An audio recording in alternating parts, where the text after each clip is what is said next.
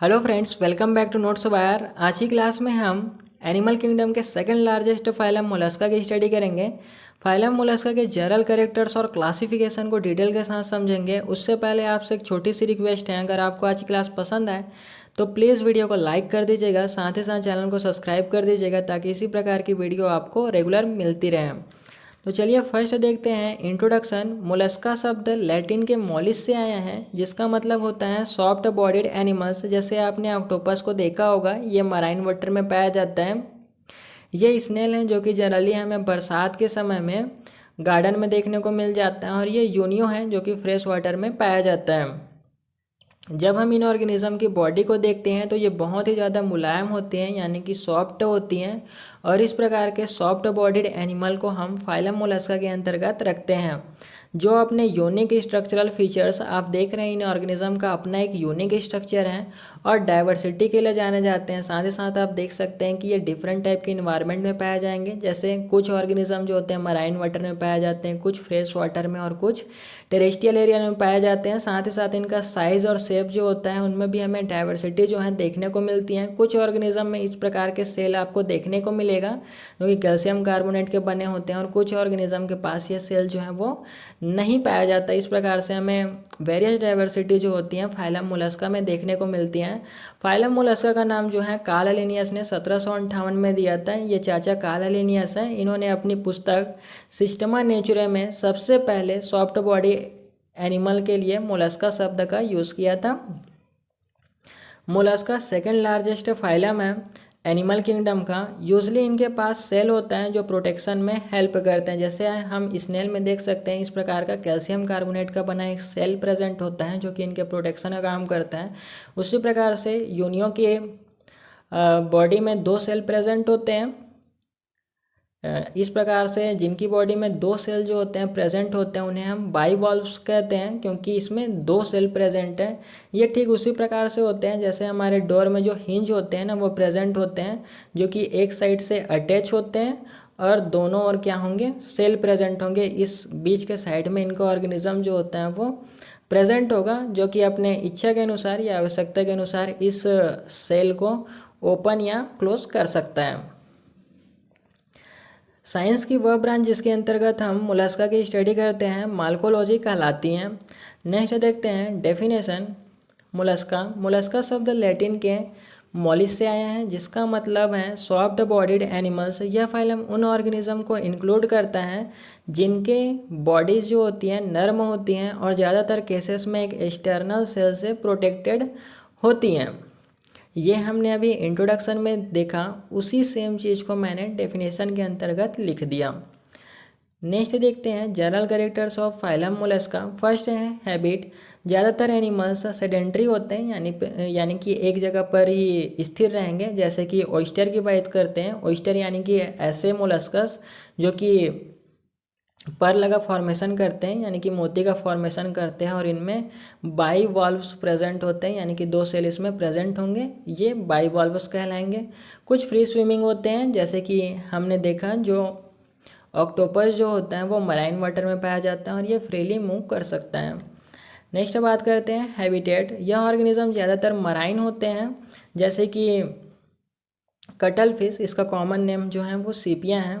थोड़ा सा एक चीज़ें और याद रखिएगा, जिन ऑर्गेनिज्म के हेड पर पैर हो, यानी कि आर्म्स हो या टेंटिकल्स भी कह सकते हैं, जो कि एक फुट का काम करते हैं, ये इनका हेड है, और इनके ऊपर क्या है, ये टेंटिकल्स हैं, आर्म है यानी कि फुट है। तो सिर को हम क्या कहते हैं, सिफेलो शब्द यूज़ करते हैं सिर के लिए, और पैर के लिए हम साइंस में पोडा यूज़ करते हैं, यानी कि इसको हम क्या कहेंगे, सिफेलोपोडा कहेंगे। ठीक है, याद रखिएगा क्या कहेंगे, सिफेलोपोडा कहेंगे। जिनके हेड पर पैर हो या सिर पर पैर हो वो कहलाएंगे सिफेलोपोडास। यूनियो यूनियो और जो पाउंड स्नेल जो होता है ये फ्रेश वाटर स्पीसीज हैं फाइलम मोलस्का के। टेरेस्ट्रियल इन्वायरमेंट में बात करते हैं तो गार्डन स्नेल इसका बेस्ट एग्जांपल है, जो कि टेरेस्ट्रियल एरिया में पाया जाता है। नेक्स्ट बात करते हैं बॉडी सिमेट्री का। पहले सिमेट्री को समझ लेते हैं। देखिए, जिन ऑर्गेनिज्म के बॉडी में एक ऐसा एक्सिस प्रेजेंट हो जहाँ से अगर हम उसे कट करें तो वो दो इक्वल हाफ में डिवाइड हो जाए तो उसे हम बाइलेटरल सिमेट्री कहते हैं। जैसे कि आप देख सकते हैं, अगर हम यूनियो में अगर उसे सेंटर से अगर हम इस प्रकार से डिवाइड करेंगे तो ये दो इक्वल हाफ आपको मिरर इमेज इसमें प्राप्त हो जाएंगे, यानी कि सेम टू सेम आपको इमेज जो है देखने को मिलेगी या दो इक्वल हाफ देखने को मिलेगी, तो इसे हम बाइलेटरल सिमेट्री कहेंगे। मान लीजिए इनके बॉडी में कोई भी ऐसा एक्सिस नहीं है जिससे ये दो इक्वल हाफ में डिवाइड नहीं हो पा रहे हैं, तो इसे हम एसिमेट्री कहेंगे। मान लीजिए इनके बॉडी में बहुत सारे ऐसे एक्सिस प्रेजेंट हैं जिससे इनके बॉडी को दो से अधिक इक्वल हाफ में डिवाइड कर सकते हैं, तो वो रेडियल सिमेट्री कहलाता है। ये चीज़ आप याद रखिएगा।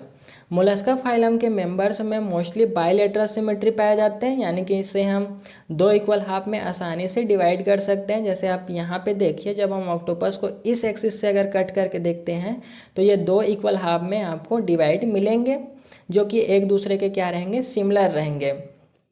लेकिन कुछ एक्सेप्शनल केस में एसिमेट्री भी दिखाई देती हैं। जैसे कि ये स्नेल है, ये स्नेल जो होता है गैस्ट्रोपोडा क्लास के अंतर्गत आता है, क्योंकि इनका जो पोडा है यानी कि इनका जो फुट है ना, इसी के पास इनका जो एलिमिनेटरी कैनाल होता है या डाइजेस्टिव सिस्टम होता है, जिसे हम गैस्ट्रो के नाम से भी जानते हैं। तो डाइजेस्टिव सिस्टम के ऊपर इनका फुट प्रेजेंट होने की वजह से इन्हें गैस्ट्रोपोडा कहा जाता है। इस गैस्ट्रोपोडा में टोरिजन नाम का एक फिनोमिना पाया जाता है, जिसके बारे में मैंने पर्टिकुलर वीडियो बनाने की सोची है, जो कि इस वीडियो के बाद आपको मिल जाएगी। टोरिजन के कारण ये जो गैस्ट्रोपोड्स के एनिमल होते हैं जैसे कि स्नेल, इनका जो इनिशियल स्टेज होता है ना, ये पहले सिमेट्रिकल होता है, यानी कि इसे दो इक्वल हाफ में हम डिवाइड कर सकते हैं। लेकिन टोरिजन फिनोमिना होने की वजह से इनके बॉडी स्ट्रक्चर में कुछ चेंजेस होते हैं, जिसकी वजह से इनमें या इनकी बॉडी को हम दो इक्वल हाफ में डिवाइड नहीं कर पाते।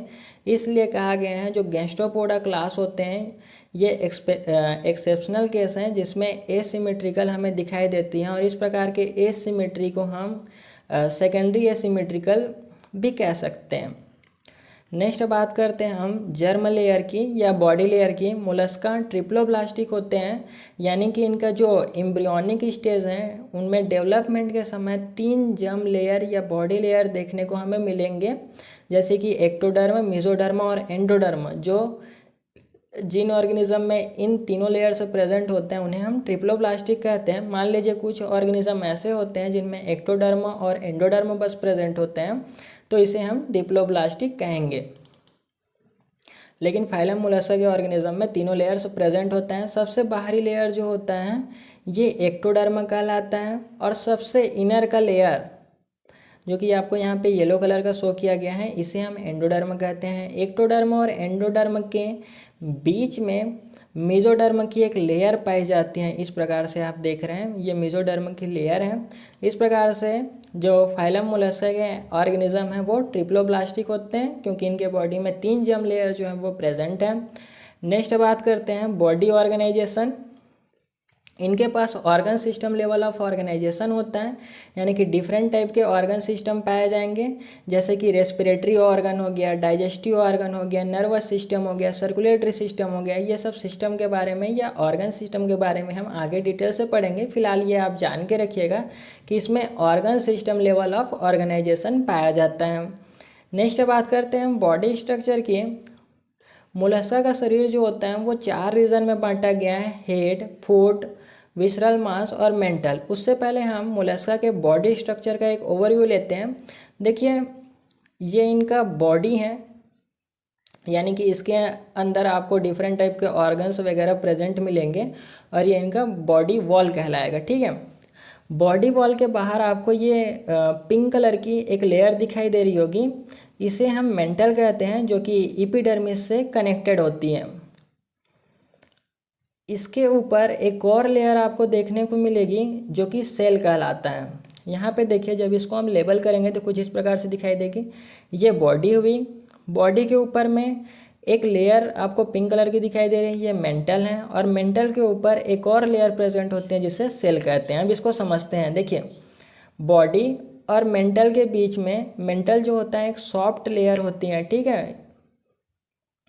इनके बीच में एक कैविटी प्रेजेंट होता है जिसे हम मेंटल कैविटी कहते हैं। और ये जो मेंटल होता है ना, एक कैल्शियम कार्बोनेट का सिक्रीशन करता है जिससे इनके बाहर ये सेल का फॉर्मेशन होता है। ये याद रखिएगा आप। जब इसको हम थोड़ा सा और जूम करके देखेंगे तो कुछ इस प्रकार के और स्ट्रक्चर हमें डिफरेंट टाइप के दिखाई देंगे। जैसे हम पहले बात करते हैं मेंटल कैविटी की। मेंटल कैविटी क्या होता है? मेंटल और बॉडी के बीच की कैविटी मेंटल कैविटी कहलाती है। मेंटल कैविटी में इस प्रकार से फेदर लाइक या फिर जो कॉम्ब होता है, यानी कि जो कंघी है, उसके समान आपको स्ट्रक्चर दिखाई दे रही होगी, जिसे हम टीनेडियम कहते हैं। टीनेडियम इनका रेस्पिरेटरी ऑर्गन है, याद रखिएगा यहाँ पे। जब हम इनके हेड पोर्शन को देखते हैं तो हेड में आई प्रेजेंट होता है, माउथ प्रेजेंट होता है, और माउथ में एक रेस्पिंग ऑर्गन होता है जो कि फूड को श्रेडर करने का काम करता है, जिसे हम रेड्यूला कहते हैं। ये भी याद रखिएगा, ये भी इम्पॉर्टेंट चीज़ है, इसको हम आगे डिटेल से समझेंगे, फिलहाल यहाँ पे याद रखिएगा। इनके बॉडी में माउथ प्रेजेंट हैं और एनस प्रेजेंट हैं। जिनके बॉडी में माउथ और एनस दोनों प्रेजेंट होता है, इसे हम कंप्लीट डाइजेस्टिव सिस्टम कहते हैं। ओके, साथ ही साथ इनमें मस्कुलर फूड जो होता है वो प्रेजेंट होता है। देखिए, जो डाइजेस्टिव सिस्टम है, इसी के ऊपर में कुछ ऑर्गेनिज्म में मस्कुलर फूड जो होता है वो प्रेजेंट होता है। जब डाइजेस्टिव सिस्टम के ऊपर मस्कुलर फूड जो है वो प्रेजेंट होगा तो इसे हम क्या कहेंगे? गैस्ट्रोपोडा कहेंगे। क्या कहेंगे? गैस्ट्रोपोडा कहेंगे। ये एलिमिनेटरी कैनाल हो गया, ठीक है। और बाकी इसमें बताने लायक कुछ चीज़ नहीं है। मस्कुलर फूड के हेल्प से ये मूवमेंट करते हैं, जाहिर सी बात है। चलिए, अब इनके 4 रीज़न को हम अच्छे से समझते हैं। पहला रीज़न जो है वो है हेड। यहाँ सेंसरी ऑर्गन जैसे आई और टेंटिकल्स पाए जाते हैं। ये टेंटिकल्स हैं। अगर हम स्नेल की बात करते हैं तो इसमें 4 टेंटिकल्स जो प्रेजेंट होते हैं, 2 लॉन्ग होते हैं और 2 इस प्रकार से शॉर्ट होते हैं। इनमें आइस जो होता है टेंटिकल्स में ही प्रेजेंट होता है। मस्कुलर फूड की बात करते हैं तो यहाँ फूड जो होता है लोकोमोशन, ये मस्कुलर फूड है, जो कि इनके जो गैस्ट्रो इंटेस्टाइनल ट्रैक हैं या फिर जो डाइजेस्टिव ट्रैक हैं उसके ऊपर प्रेजेंट है, ठीक है। तो फिर से मैं एक बार और बताना चाहता हूँ, जब गैस्ट्रो इंटेस्टाइनल ट्रैक या डाइजेस्टिव सिस्टम के ऊपर फूड होगा ना तो इसे कहा जाता है गैस्ट्रोपोडा। यह फूड जो होता है लोकोमोशन, बरोइंग यानी कि बिल बनाने का काम करता है और स्विमिंग में के लिए हेल्प करता है। कुछ मोलस्कस जैसे ऑयस्टर यानी कि जो पर्ल का फॉर्मेशन करते हैं, जो कि बाइवॉल्व्स होते हैं, जिनके पास 2 सेल होते हैं, में फूड जो होता है वो अब्सेंट होता है, यानी कि फूड जो होगा वो नहीं पाया जाएगा। विसरल मास को पहले समझ लेते हैं, देन हम मेंटल को समझेंगे। मेंटल को एक बारी हमने डिस्कस भी कर लिया है। विसरल मास को बात करते हैं। डॉर्सल रीजन में सारे इंटरनल ऑर्गन्स प्रेजेंट होता है। देखिए, यहाँ पे जितने भी सारे इंटरनल ऑर्गन्स जो हैं वो प्रेजेंट होंगे तो इसे हम एक साथ कहते हैं विसरल मास। मेंटल एक सॉफ्ट लेयर होती है जो विसरल मास को कवर करती है, यानी कि जितने भी ऑर्गन्स होंगे उनको कवर करने का काम करेंगी। जैसे कि आप ये ऑर्गन्स देख रहे हैं और ऑर्गन्स को कवर किया हुआ ये आपको ग्रीन कलर की जो लाइन दिखाई दे रही है, इसे हम मेंटल कहते हैं। और इसी मेंटल से कैल्शियम कार्बोनेट का सिक्रीशन होता है, जिससे सेल का इनमें फॉर्मेशन होता है। नेक्स्ट देखते हैं लोकोमोशन। मोलस्का के मेंबर्स में लोकोमोशन के लिए प्राइमरली मस्कुलर फूट होती हैं, जैसे कि अभी हमने स्नेल में देखा। यह फूट काफ़ी वेल डेवलप्ड होती हैं और हर स्पीसीज़ के हिसाब से डिफरेंट मॉडिफिकेशन जो होती हैं इनमें हमें देखने को मिलेगा। एग्जाम्पल समझते हैं कैसे मॉडिफिकेशन देखने को मिलेगा। पहले हम स्नेल की बात करते हैं। गैस्ट्रोपोडा आ गया शब्द, फिर से आप समझ गए होगा गैस्ट्रोपोडा क्यों कहा गया है, क्योंकि इनके जो डाइजेस्टिव सिस्टम है वो गैस्ट्रो का इंडिकेट करते हैं और पोडस यानी कि उसके ऊपर में क्या है, इनका पैर है, मस्कुलर फूट प्रेजेंट होता है। स्नेल अपने फ्लैट मस्कुलर, यहाँ पे 2 बार टाइप हो गया है गलती से, फूट की हेल्प से क्राउल करते हैं यानी कि रेंगते हैं। फूट से म्यूकस सीक्रेट होता है जो ग्लाइडिंग को स्मूथ बनाता है। देखिए, अब ये क्राउल करेंगे तो इसके ग्लाइडिंग को यानी कि सरकने को स्मूथ बनाने के लिए म्यूकस भी रिलीज होता है, जिससे ये आसानी से टेरेस्ट्रियल एरिया में मूव कर पाता है या लोकोमोट कर पाता है। नेक्स्ट एग्जांपल है ऑक्टोपस। सिफेलोपोडस कहा जाता है इन्हें। क्यों कहा जाता है? क्योंकि इन ऑर्गेनिज्म के सिर पर पैर होते हैं, यानी कि सिर के ऊपर पैर होंगे। सिफेलो का यूज जो है वो सिर के लिए यूज़ किया जाता है, और पोडस यानी कि पैर या फिर टेंटिकल्स या आर्म जो हैं वो पैर को इंडिकेट कर रहे हैं यहाँ पे। ऑक्टोपस जेट प्रोपल्सन मेथड से मूव करते हैं। इस प्रोसेस में यह अपने साइफोन से पानी को फोर्सफुली एक्सपेल करते हैं, जो उन्हें अपोजिट डायरेक्शन में मूव करने में हेल्प करते हैं। देखिए इनके बॉडी में एक फनल लाइक स्ट्रक्चर होता है जिसे हम साइफोन कहते हैं। इसके थ्रू ये अपने बॉडी से, जाहिर सी बात है, पहले वाटर को क्या करेगा, ये मराइन इन्वायरमेंट में पाया जाता है तो वाटर को ये सक कर लेता है, और देन सक करने के बाद फिर से वापस से जो वाटर इनके बॉडी में भरी रहेगी उसको फनल के थ्रू तेज़ी से बाहर एक्सहेल करता है या फिर एक्सपेल करता है, जिससे ये अपोजिट डायरेक्शन में मूव करता है। जैसे हम एक बलून का एग्जांपल लेते हैं। बलून में क्या भरी होती है? हवा भरी होती है। जब उसको अचानक से हम खोल देते हैं तो बलून क्या होती है? ऊपर की ओर उड़ जाती हैं या अपोजिट डायरेक्शन में उड़ जाती हैं। उसी प्रकार से सेम है, ये फ्लूइड को एक्सहेल करेगी जिससे ये मूवमेंट जो है वो शो करेगी। साथ ही साथ इनमें एक और चीज़ें समझ लीजिए। ये माउथ होता है, माउथ जो होता है वो बिग के समान होता है, ये चोंच के समान दिखाई दे रहा होगा। ये चीज़ें समझना जरूरी था। चलिए नेक्स्ट देखते हैं क्लैम्प्स, यानी कि जो बाइवॉल्व्स होते हैं जिनके पास 2 सेल प्रेजेंट होगा, जैसे कि यूनियो हम जान रहे हैं, और ऑयस्टर्स हो गए, इन्हें क्लैम्प्स भी कहा जाता है। क्लैम्प्स अपने मस्कुलर फूड का यूज़ करके सॉफ्ट सब स्टेज जैसे कि सैंड हो गया या मड हो गया, इनमें बरो करते हैं यानी कि बिल बनाते हैं, और इस प्रोसेस से ये मूव करते हैं। जनरली ये सेडेंट्री होते हैं, बट कुछ कंडीशन में ये इस प्रकार से, जैसे कि हमें पता है, जैसे आपने नदी तालाब देखा होगा तो उसके नीचे में रेत जैसे जमा हो जाता है, या वहाँ की मिट्टी जो होती है वो नरम हो जाती है, तो उस मिट्टी में ये अपने जो मस्कुलर फूट हैं उसके थ्रू धीरे धीरे करके बहुत ही स्लो, कछुए से भी ज़्यादा इन लोग बहुत ही ज़्यादा स्लो होते हैं, और स्लो मूवमेंट करते हुए एक बोरो का फॉर्मेशन करते हैं, और इस प्रकार से ये लोकोमोशन करते हैं जो बाइवॉल्व्स होते हैं वो। नेक्स्ट बात करते हैं हम स्केलेटन सिस्टम। मोलस्का के स्केलेटन सिस्टम में मेंटल एक इम्पॉर्टेंट रोल प्ले करता है, क्योंकि हमें पता है जो मेंटल होता है वही कैल्शियम कार्बोनेट का सिक्रीशन करता है, और देन सेल का फॉर्मेशन होता है। मेंटल यूजली एक एक्सटर्नल सेल सिक्रेट करता है जो ऑर्गेनिज्म के सॉफ्ट बॉडी पार्ट को प्रोटेक्शन और सपोर्ट प्रोवाइड करता है। जैसे कि हमें पता है कि जितने भी मोलस्कस हैं उनकी बॉडी जो होती है वो सॉफ्ट होती हैं, और इस सॉफ्ट बॉडी को प्रोटेक्ट करने के लिए ये कैल्शियम कार्बोनेट का सिक्रीशन करते हैं मेंटल की लेयर के द्वारा, जिससे इनका प्रोटेक्शन में हेल्प मिलती है। जैसे हम फर्स्ट बात करते हैं स्नेल की। स्नेल क्या होगा? गैस्ट्रोपोडा होगा, क्योंकि इनकी जो डाइजेस्टिव सिस्टम है उसके ऊपर पैर जो होता है वो प्रेजेंट होता है, जाहिर सी बात है, तो इसे हम गैस्ट्रोपोडा कहेंगे। स्नेल में आपको इस प्रकार के सेल दिखाई दे रहे हैं, मतलब एक्सटर्नल सेल दिखाई दे रहे हैं, जो कि इसका एक एक्सोस्केलेटन है, यानी कि बाहर प्रेजेंट है। जैसे आपने वो देखे हैं गाय भैंस बैल देखे होंगे, उनके पास सिंग प्रेजेंट होता है, वो भी क्या है? एक एक्सोस्केलेटन है जो कि उनके प्रोटेक्शन का काम करते हैं। नेक्स्ट बात करते हैं कटल फिश।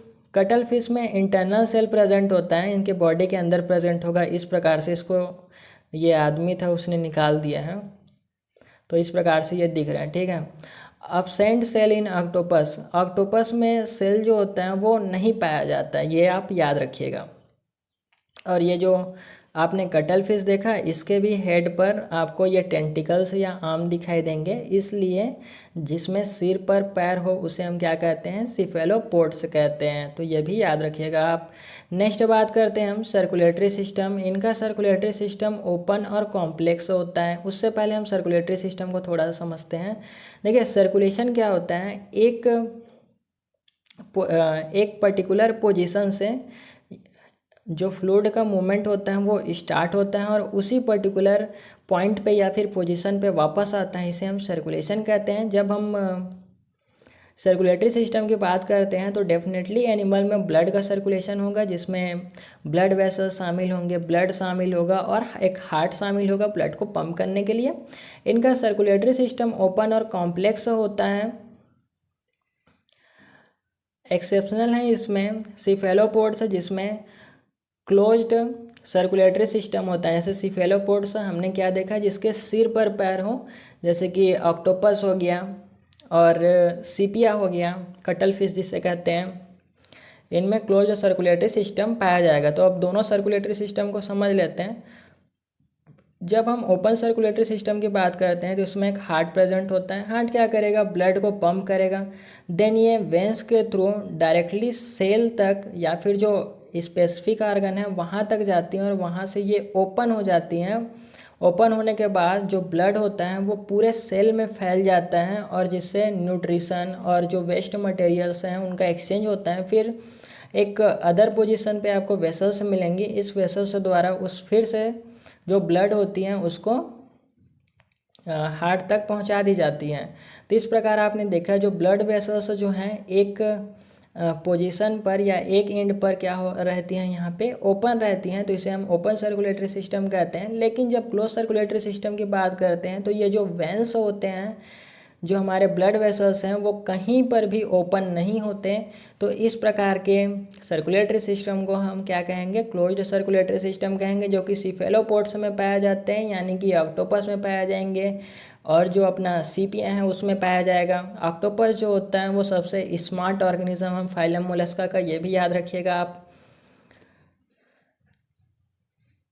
इनका ब्लड कलरलेस होता है, यानी कि इसमें कोई कलर नहीं होता। लेकिन क्लास गैस्ट्रोपोडा, यानी कि जिसके जो इंटेस्टाइन है, जो इनका डाइजेस्टिव सिस्टम है उसके ऊपर जो है पैर प्रेजेंट होता है, जैसे कि स्नेल हो गया, उसमें रेस्पिरेटरी पिगमेंट जो होता है वो प्रेजेंट होता है,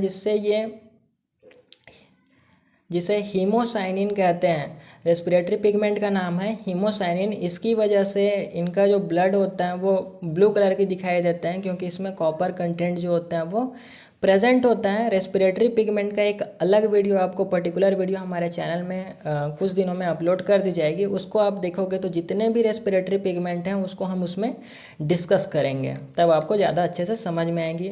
नेक्स्ट देखते हैं सिलोम। मोलस्का फाइलम के मेंबर्स सिलोमेट होते हैं, यानी इनकी बॉडी कैविटी मेसोडर्मल ओरिजिन होती हैं। देखिए मेसोडर्म में एक इस प्रकार से, ये मेसोडर्म की लेयर है यहाँ पे देखिए, और मेसोडर्म में इस प्रकार से जो आपको वाइट कलर की कैविटी दिखाई दे रही है ना, इसे ही हम सिलोम कहते हैं। जब मेसोडर्म द्वारा इस प्रकार से कैविटी का फॉर्मेशन होता है तो इसे हम ट्रू सिलोम कहते हैं, जो कि फाइलम मोलस्का के एनिमल्स में पाया जाता है। मोलस्का के सिलोम जो होता है वो लिमिटेड होता है, लेकिन पूरी बॉडी में नहीं पाया जाएगा, लिमिटेड होगा। केवल प्राइमरीली हार्ट और जो नेफ्रिडिया है इनके एक्सक्रीटरी ऑर्गन्स उसके अराउंड ही पाया जाता है। हीमोसिल की बात करते हैं, ये मोस्ट इम्पॉर्टेंट पॉइंट है, जो कि एग्जामिनर जो होते हैं जनरली एग्ज़ाम में पूछता ही है 1 या 2 नंबर के लिए। ऑल दो ट्रू सिलोम लिमिटेड होता है, मोलस्कस का बॉडी कैविटी मेजरली हीमोसिल से भरा होता है। हीमोसिल यानी कि ब्लड से, जो इनका कैविटी है वो ब्लड से भरा रहेगा, जिसमें ब्लड जो है वो सर्कुलेट करता है।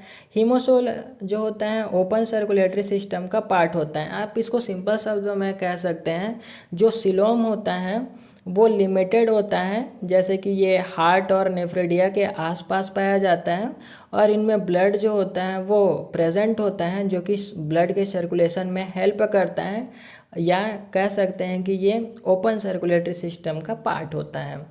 नेक्स्ट बात करते हैं हम डाइजेस्टिव सिस्टम, यानी कि जो फूड है उसका डाइजेशन, और डाइजेशन किस प्रकार से होता है ये समझेंगे। डाइजेस्टिव सिस्टम कंप्लीट होता है, यानी कि जिसमें माउथ और एनस प्रेजेंट होगा उसे हम कंप्लीट डाइजेस्टिव सिस्टम कहते हैं। रेडुला एक टूथी स्ट्रक्चर होता है जो ज़्यादातर मोलस्कस में पाया जाता है, बाइवाल्विया क्लास को छोड़कर। देखिए स्नेल के माउथ में रेडियोला पाया जाता है, जो कि एक रेस्पिंग ऑर्गन है, जो कि फूड को श्रेडर का काम करता है। ये सबसे इम्पॉर्टेंट ऑर्गन है, इसको भी 1 या 2 नंबर के लिए ज़रूर से एग्जामिनर जो होता है वह पूछता है। रेडियोला का काम फूड को स्क्रैप करना होता है। इस प्रकार से इनमें रेडियोला जो होता है वो प्रेजेंट होता है, जो कि टीथ लाइक स्ट्रक्चर होता है। या फिर आपने जो फाइल देखी होगी जिसे रेती कहा जाता है, जिसका उपयोग घिसने के लिए यूज़ किया जाता है। या फिर आपने नेल कटर देखा होगा, नेल कटर में जो घिसने का, जो नेल को घिसने के लिए, जिसका रब करने के लिए हम यूज़ करते हैं ना, वैसे ही प्रकार से इनका स्ट्रक्चर होता है। रेडियोला का काम फूड को स्क्रैप करना होता है। मोलस्कस अपने रेडियोला को पत्थर, पौधे या सेल पर रब करते हैं ताकि एल्गी और छोटे ऑर्गेनिज्म को निकाल सके। देखिए पत्थर में मान लीजिए इनका फूड है या फिर किसी दीवार में इनका फूड है, तो ऐसे कंडीशन में फूड को अपने माउथ तक लेने के लिए ये रेडियोला का इस्तेमाल करते हैं। और इस जो पत्थर है उसको खोदने का काम जो है ये अपने रेस्पिंग ऑर्गन रेडियोला से करते हैं। फूड ब्रेकडाउन, रेडियोला फूड को छोटे पीसेस में तोड़ देती हैं जो डाइजेस्टिव ट्रैक में आगे प्रोसेस करती हैं। साथ ही साथ फूड को छोटे छोटे पीसेस में तोड़ने का काम करेगी। इस प्रकार से रेडियोला जो होता है डाइजेस्टिव सिस्टम का एक इम्पॉर्टेंट पार्ट है, जो कि टीथ लाइक स्ट्रक्चर का होता है और ये काइटिन प्रोटीन की बनी होती हैं।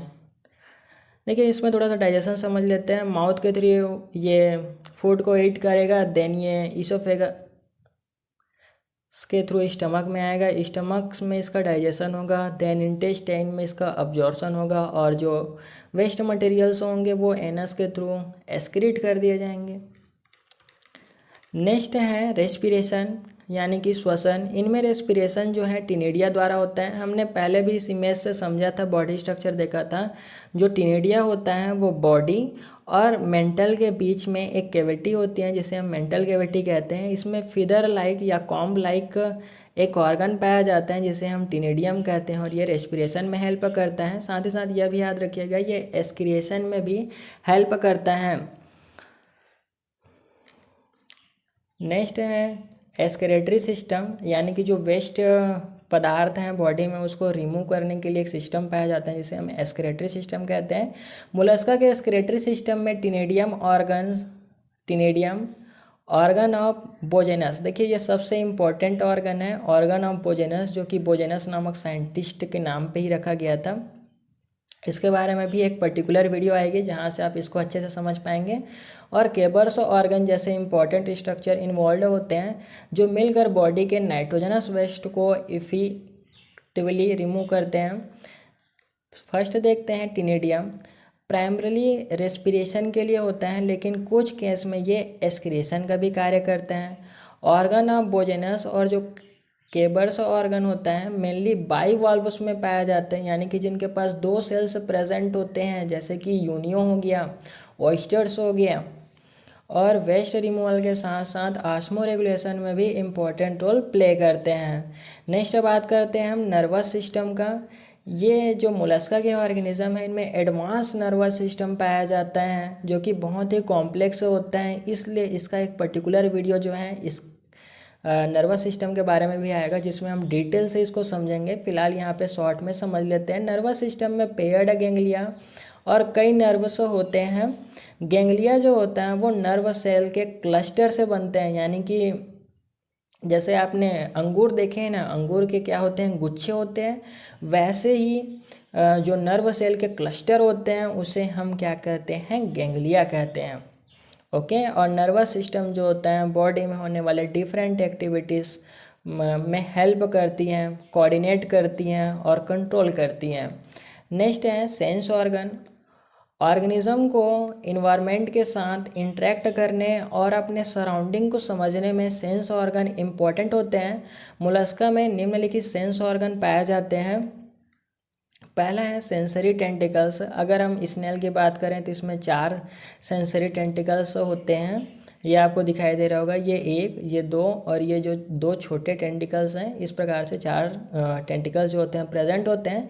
एंटीरियर हेड रीजन में सेंसरी टेंटिकल्स होते हैं जो टच के लिए सेंसिटिव होते हैं। आई की बात करते हैं तो आई लाइट को डिटेक्ट करने के लिए होती हैं, जिसमें ऑर्गेनिज्म को सराउंडिंग के बारे में पता चलता है कि कहाँ पर अंधेरा है, कहाँ पर लाइट है। देखिए अगर हम स्नेल की बात करें तो स्नेल के टेंटिकल्स के एंड में 2 आइज जो होते हैं वो प्रेजेंट होंगे।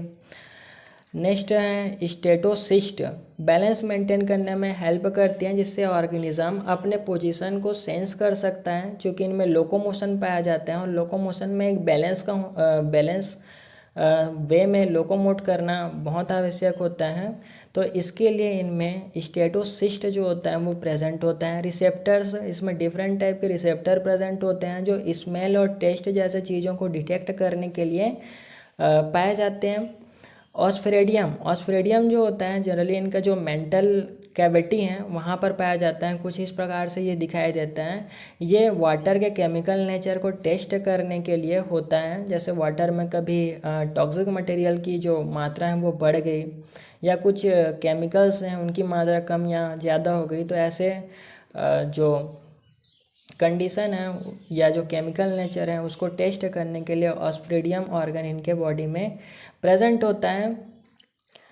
नेक्स्ट है रिप्रोडक्शन यानी कि प्रजनन। ज़्यादातर मोलस्कस यूनिसेक्सुअल होते हैं, यानी कि मेल और फीमेल अलग अलग होंगे। जैसे ह्यूमन की बात करते हैं हम, मेल और फीमेल जो होते हैं अलग अलग होते हैं। कुछ बाइसेक्सुअल होते हैं, यानी कि मेल और फीमेल जो ऑर्गन है रिप्रोडक्टिव ऑर्गन वो एक ही ऑर्गेनिज्म के में प्रेजेंट होगा। जैसे एप्पल स्नेल, ये एप्पल स्नेल है। और टेरेस्ट्रियल स्लग्स, ये गैस्ट्रोपोडा क्लास का ही एनिमल है, ठीक है। ये भी गैस्ट्रोपोड्स हैं, क्योंकि इनके जो इंटेस्टाइन या फिर जो इंटेस्टाइन नहीं, डाइजेस्टिव सिस्टम जो है वो उसके ऊपर इनका जो फुट होता है मस्कुलर फुट वो प्रेजेंट होता है। ओवीपेरस, ये एनिमल्स ओवीपेरस होते हैं, यानी कि अंडे देते हैं। कुछ गैस्ट्रोपोड्स में पार्थेनोजेनेसिस भी होती है, यानी कि बिना फर्टिलाइजेशन के ये नए ऑर्गेनिज्म उत्पन्न कर सकते हैं। गैस्ट्रोपोड्स यानी कि जैसे कि ये स्नेल हो गया, जैसे कि ये स्लग हो गए, स्नेल हो गए, उनके अंतर्गत पाए जाने वाले एनिमल्स में आपको पार्थेनोजेनेसिस भी देखने को मिल सकती हैं। फर्टिलाइजेशन की बात करते हैं। फर्टिलाइजेशन एक्सटर्नल या इंटरनल दोनों तरीके से होती हैं। एक्सटर्नल कहने का मतलब ये है कि बॉडी से बाहर, जैसे वाटर में मान लीजिए जो मेल है उसका स्पर्म रिलीज हुआ और फीमेल का एग रिलीज हुआ, तो जो स्पर्म होता है एग को जब वाटर में फर्टिलाइज करेगा तो एक्सटर्नल फर्टिलाइजेशन कहलाएगा। इंटरनल फर्टिलाइजेशन जब जो स्पर्म जो हैं वो फीमेल के बॉडी के अंदर जाके फर्टिलाइजेशन करती हैं एग को, तो उसे हम इंटरनल फर्टिलाइजेशन कहते हैं। तो दोनों तरह के फर्टिलाइजेशन जो है फाइलम मोलस्का में देखे जाते हैं। डेवलपमेंट की बात करते हैं तो इनका डेवलपमेंट यूजली इनडायरेक्ट होता है। इनडायरेक्ट डेवलपमेंट कहने का मतलब ये है कि इनके जो डेवलपमेंट का फेस है उसमें हमें लार्वल फॉर्म देखने को मिलेगा, और डायरेक्ट डेवलपमेंट उसे कहते हैं जिसमें हमें लार्वल फॉर्म देखने को नहीं मिलता। जैसे हम ह्यूमन की बात करते हैं तो ह्यूमन में क्या होता है, सेम टू सेम अपने पेरेंट्स के समान जो बेबी होता है उसका बर्थ होता है, लेकिन इनडायरेक्ट डेवलपमेंट में एक अलग ही प्रकार के ऑर्गेनिज्म जैसे ऑर्गेनिज्म जो होता है वो बर्थ करता है, बाद में वो धीरे धीरे एडल्ट हो जाता है, तब अपने पेरेंट्स के समान दिखाई देता है। जिसमें लार्वल स्टेजेस जैसे वेलिजर लार्वा ये हैं, ग्लोकिडियम लार्वा, ये सबसे इम्पॉर्टेंट है। यहाँ पे रेड कलर को मैं वो भी लगा दिया हूँ। ग्लोकिडियम लार्वा जो है ना सबसे ज़्यादा पूछा जाता है कि ये किस फाइलम का लार्वा है करके, ये इसका क्वेश्चन आता है। तो ये आप डायग्राम बना दीजिएगा और साथ ही साथ लिख दीजिएगा कि एनिमल किंगडम के जो सेकंड फाइलम है लार्जेस्ट, उसमें पाया जाता है ग्लोकिडियम लार्वा। ट्रोकोफुल लार्वा कुछ इस प्रकार से दिखाई देता है। नेक्स्ट है classification of phylum Mollusca. First class है मोनो प्लेकोफोरा, दूसरा क्लास है पॉलीप्लेकोफोरा, नेक्स्ट क्लास है स्कैफोपोडा, गैस्ट्रोपोडा, पेल्सियोपोडा जिसे वेलिया भी कहा जाता है, सिफेलोपोडा। तो इसमें से जो 3 क्लास है ना वो सबसे इम्पॉर्टेंट हैं, और ये 3 क्लास जो हैं जनरली नहीं पूछे जाते हैं। हिम्मत मत खोना मेरे दोस्त, अभी तो बहुत आगे जाना है। ये तो वीडियो का फर्स्ट पार्ट है, अभी इसका दूसरा पार्ट भी आना है। तो मिलते हैं नए वीडियो के साथ, जो कि इसका दूसरा पार्ट होगा, जिसमें हम इस क्लासिफिकेशन के बारे में डिटेल से समझेंगे। Thank you for watching.